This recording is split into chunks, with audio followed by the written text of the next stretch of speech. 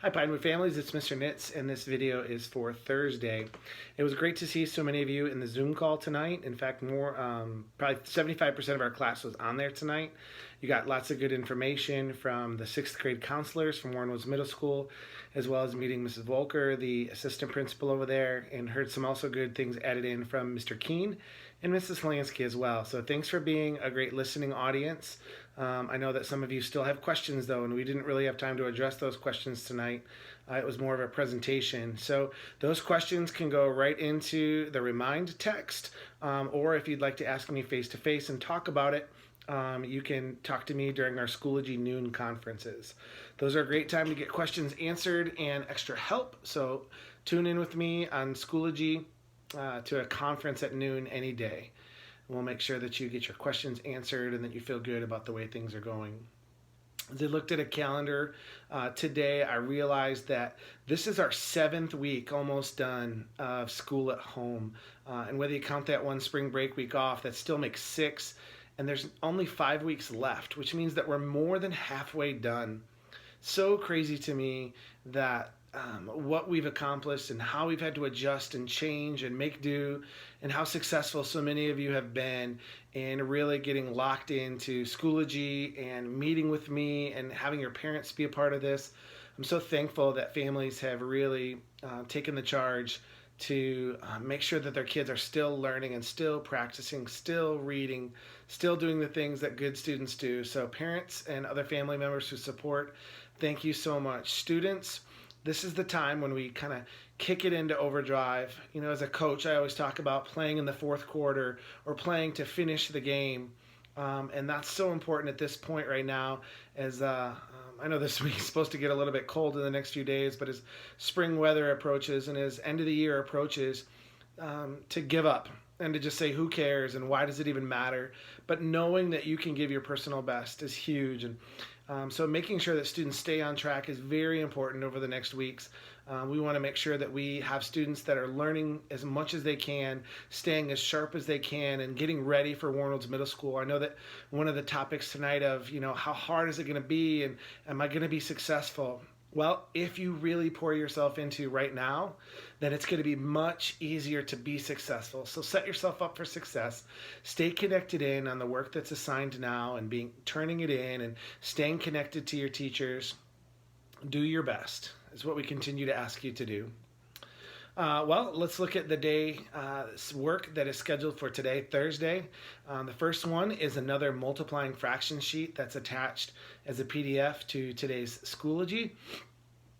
The worksheet has 15 problems on it again. Today I'm going to shrink it even more. I don't want this to grind too bad on some of you. And so I'm asking you to just pick 5. Pick 5 problems to do off of that worksheet. You'll also notice that attached to the PDF are the answers. Please do not just look at the answer and write it on a paper. That's not going to help you at all. It's going to help you to learn how to fight through those problems and do all of the steps, changing it to improper fractions, multiplying even with big numbers. Then doing the division, you know, even sometimes having double-digit division when the numerators are really big, the denominators get big too. And then changing it to a mixed number for your final answer. Stay with it. Do your best. Like I said, I've shrunk it down to where you only have to pick 5 problems. If it was me, I would pick the 5 with the smallest denominators, maybe even keeping myself to a single-digit denominator like 1s and 2s and 3s. Also, use the pre-simplify strategy so you don't have to do as much double-digit dividing at the end to figure out what the mixed number is for your answer. In reading today, you're going to read a 1-page story called Benjamin's Boomerang, and then you're going to be asked to fill out some plot boxes. There's a graphic organizer right on the other side of that same worksheet that you'll find on Schoology that asks you to organize the plot or the story events in the order that they happened, one big event after each other. It won't take you too long to fill out, so please do your best to write in strong answers into those boxes. Then on the back, turn those boxes into a retell. It should be something only about 1 sentence per box that you can put together in a strong paragraph. Lastly, in social studies today, you're going to reread issue 15 of Studies Weekly about the Revolutionary War. You want to read carefully today and look over those questions if they pop up again, because those are often the questions that are on the Friday quiz. And so tomorrow you'll be taking that Friday quiz. There's a couple extra things added into Social Studies today. One is an episode that most of you haven't watched yet about Valley Forge, one of the most important places and events in the Revolutionary War that's contributed to the Americans' success. So watch that episode about George Washington, Baron von Steuben, all the important people who were at Valley Forge. There's also some other cool little games and virtual tours of some places that you can check out. The links are there as well. Today we're going to close out the YouTube video with listening to chapters 4 and 5 in Tuck. So if you have a book copy or if you have the PDF downloaded onto your computer, hopefully you've maybe left that tab available. If not, you can pause this video and open another tab in Schoology and find that it's attached again today as a PDF. So if you don't know where it's at, just go to Schoology for today, Thursday, and find the link for the copy of Tuck Everlasting if you're not holding a paper copy of the book. To make life easier, feel free to go up to Pinewood today or tomorrow and pick up a copy of Tuck Everlasting. They're sitting there waiting for you in the homework bin. Last thing before we get to Tuck for today is something that most of you heard me talk about in Zoom today, is that as much as I've enjoyed making these videos be a part of what we do each day, I've realized that you and I both need more teacher-student interaction. And so the videos that I've been producing have been all one-sided, me talking to you and you listening, with no chance to respond and no chance for me to respond to you. And so starting next Monday, I'm going to be transitioning from a 10 o'clock or by 10 o'clock video to a 10 o'clock Schoology conference. Now, some of you might say, wait, aren't there already Schoology conferences scheduled? Well, there is one scheduled at noon every day, but that's for extra help. And so really, I've only been getting about an average of 2 to 3 people per day visiting me at the noon Schoology conference.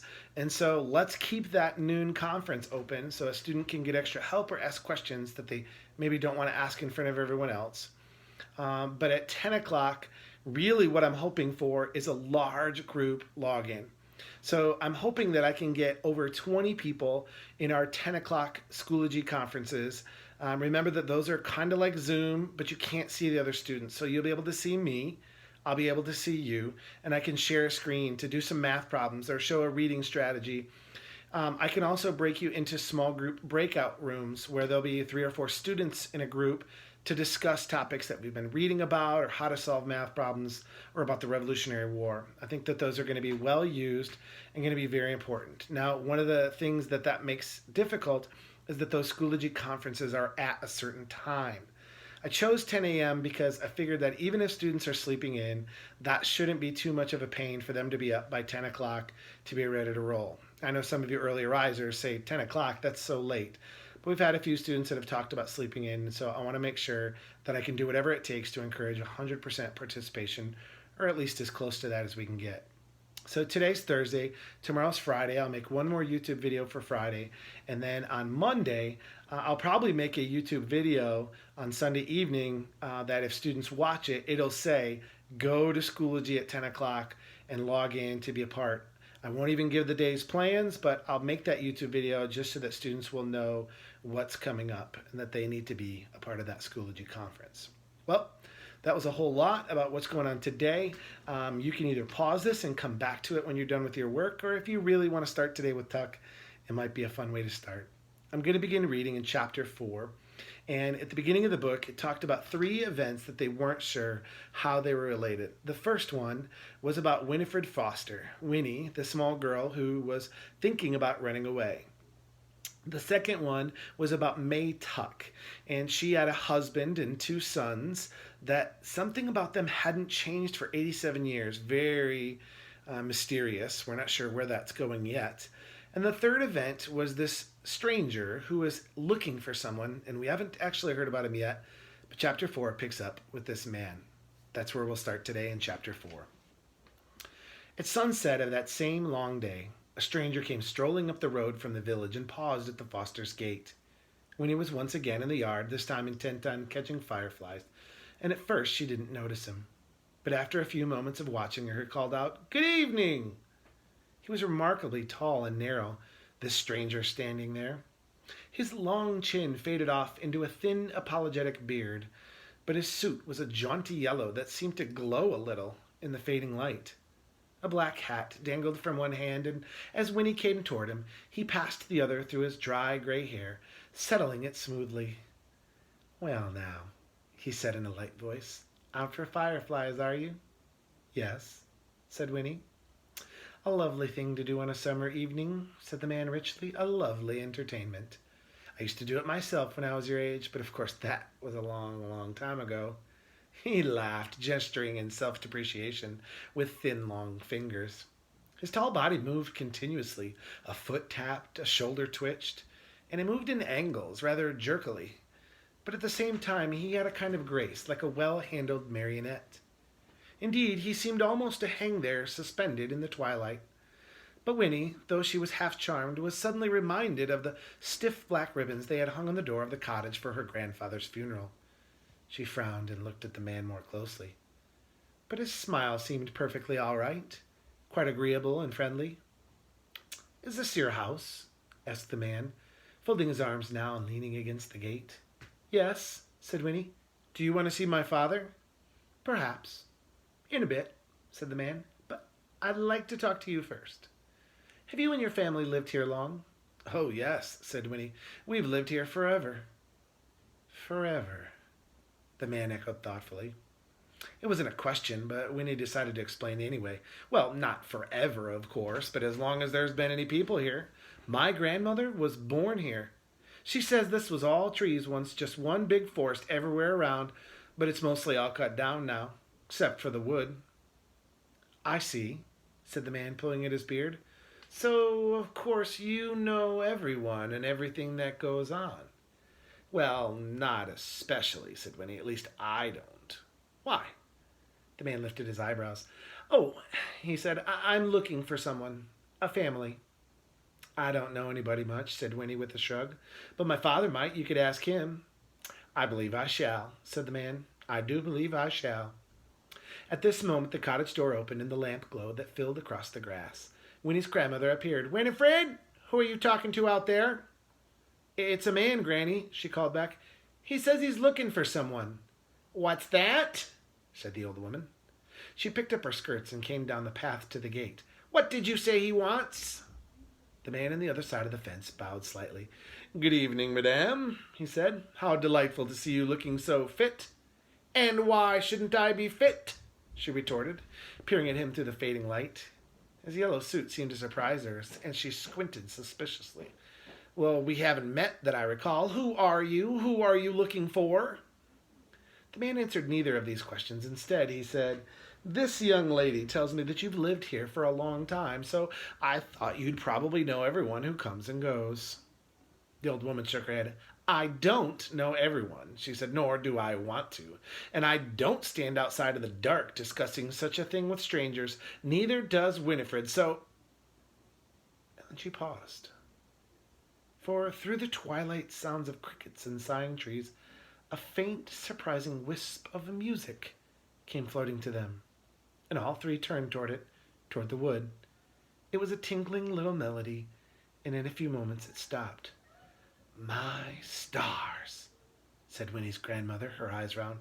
"I do believe it's come again after all these years." She pressed her wrinkled hands together, forgetting the man in the yellow suit. "Did you hear that, Winifred? That's it. That's the elf music I told you about. Why, it's been ages since I heard it last. And this is the first time you've ever heard it, isn't it? Wait till we tell your father." And she seized Winnie's hand and turned to go back into the cottage. "Wait," said the man at the gate. He had stiffened and his voice was eager. "You've heard that music before, you say?"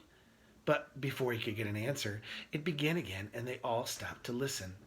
This time it tinkled its way faintly through the little melody, 3 times before it faded. "It sounds like a music box," said Winnie when it was over. "Nonsense! It's elves!" cried the grandmother excitedly. And then she said to the man at the gate, "You'll have to excuse us now." She shook the gate latch under his nose to make sure it was locked, and then, taking Winnie by the hand once more, she marched up the path into the cottage, shutting the door firmly behind her. But the man in the yellow suit, he stood tapping his foot in the road for a long time all alone, looking at the wood. The last stains of sunset had melted away, and the twilight died too as he stood there, though its remnants clung reluctantly to everything that was a pale in color. The pebbles, the dusty road, the figure of the man himself, turning them blue and blurry. Then the moon rose. Then the man came to himself and he sighed. His expression was one of intense satisfaction. He put on his hat, and in the moonlight his long fingers were graceful and very white. Then he turned and disappeared down the shadowy road, and as he went he whistled, very softly, that tinkling little melody from the wood. I don't know who he is, but I sure am curious now what that music is that's made them all pay attention so much.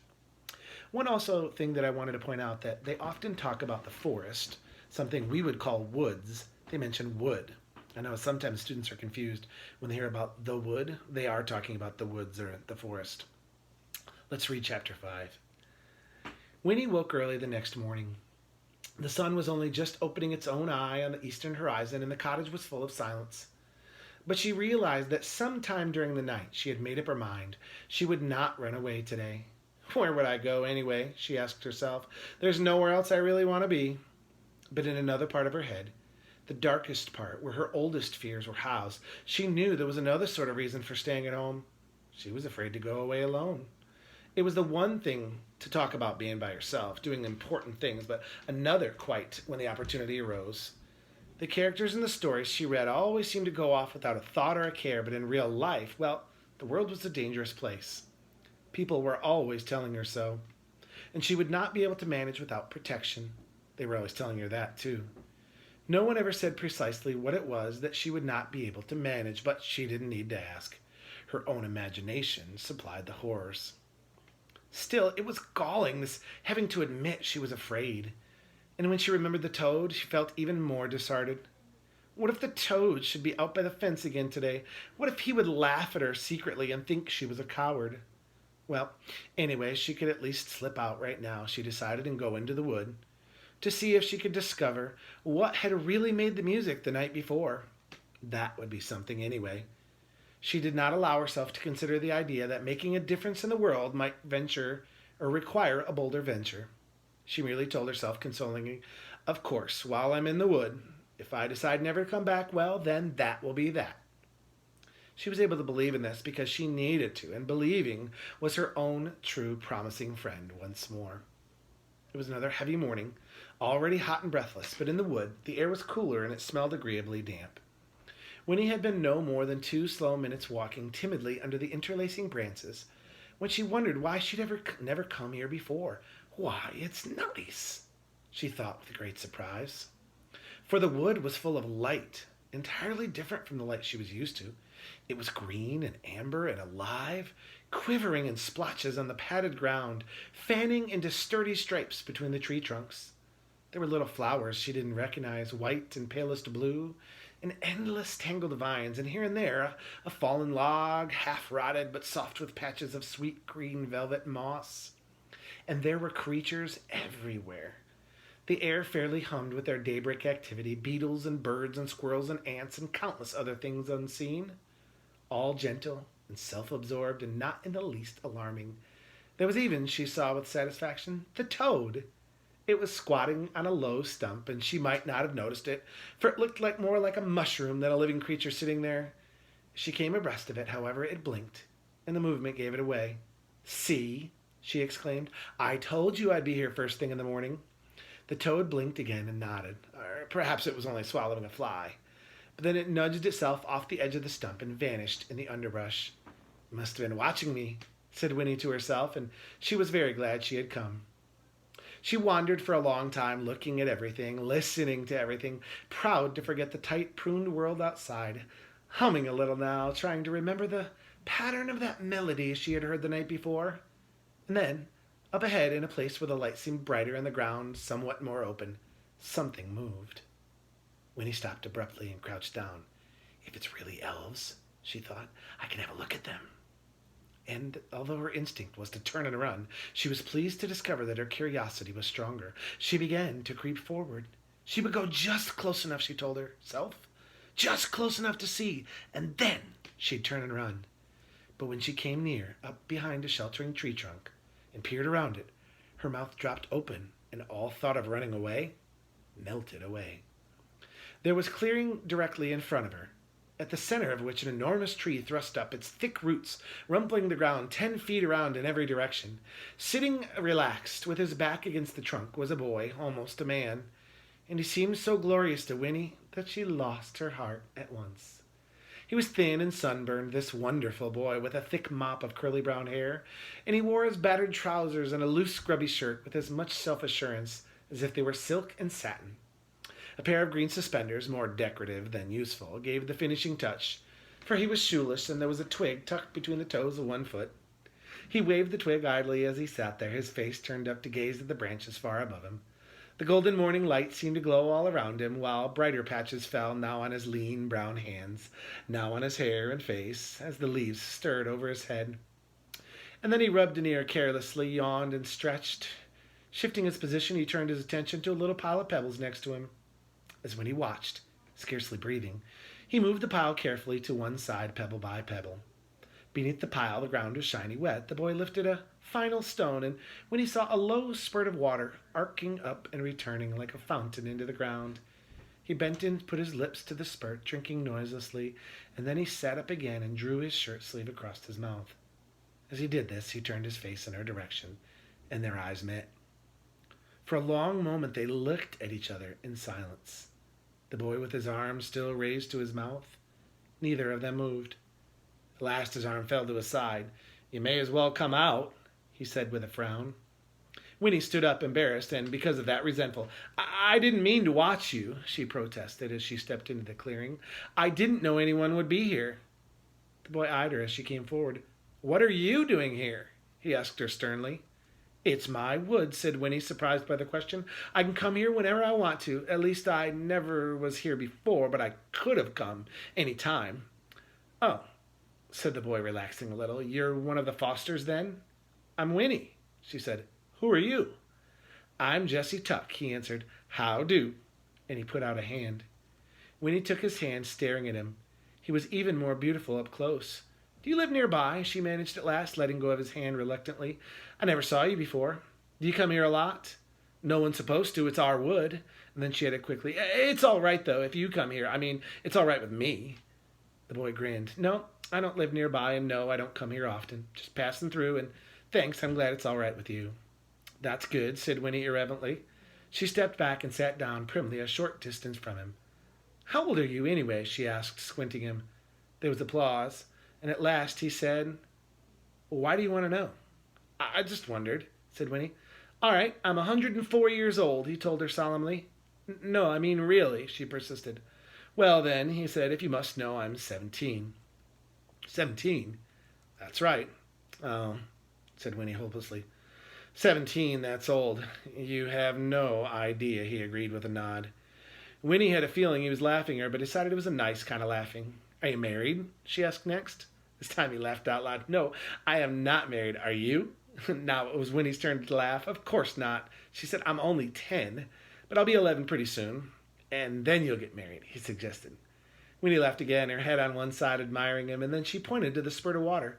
"Is that good to drink?" she asked. "I'm thirsty." Jesse Tuck's face was instantly serious. "Oh, that? No, it's not," he said quickly. "You mustn't drink from it. Comes right up from the ground, probably pretty dirty." And then he began to pile the pebbles over it again. "But you drank some," Winnie reminded him. "Oh, did you see that?" He looked at her anxiously. "Well, me, I'll drink anything. I mean, I'm used to it. Wouldn't be good for you, though." "Why not?" said Winnie. She stood up. "It's mine, anyway, if it's in the wood. I want some. I'm about as dry as dust." She went to where he sat and knelt beside the pile of pebbles. "Believe me, Winnie Foster," said Jesse, "it would be terrible for you if you drank any of this water. Just terrible. I can't let you." "Well, I still don't see why not," said Winnie plaintively. "I'm getting thirstier every minute. If it didn't hurt you, it won't hurt me. If my papa was here, he'd let me have some." "You're not gonna tell him about it, are you?" said Jesse. His face had gone very pale under its sunburn. He stood up and put a bare foot firmly on the pile of pebbles. "I knew this would happen sooner or later. Now what am I going to do?" And as he said this, there was a crashing sound among the trees, and a voice called out, "Jesse!" "Thank goodness," said Jesse, blowing out his cheeks in relief. "Here comes Ma and Miles. They'll know what to do." And sure enough, a big, comfortable-looking woman appeared, leading a fat old horse, and at her side was a young man almost as beautiful as Jessie. It was May Tuck with her other son, Jessie's older brother. And at once, when she saw the two of them, Jessie with his foot on a pile of pebbles, and Winnie on her knees beside him, she seemed to understand. Her hand flew to her bosom, grasping at the old brooch that fastened her shawl, and her face went bleak. "Well, boys," she said, "here it is. The worst is happening at last." I'm curious what they mean about the worst. We're going to have to wait to find out.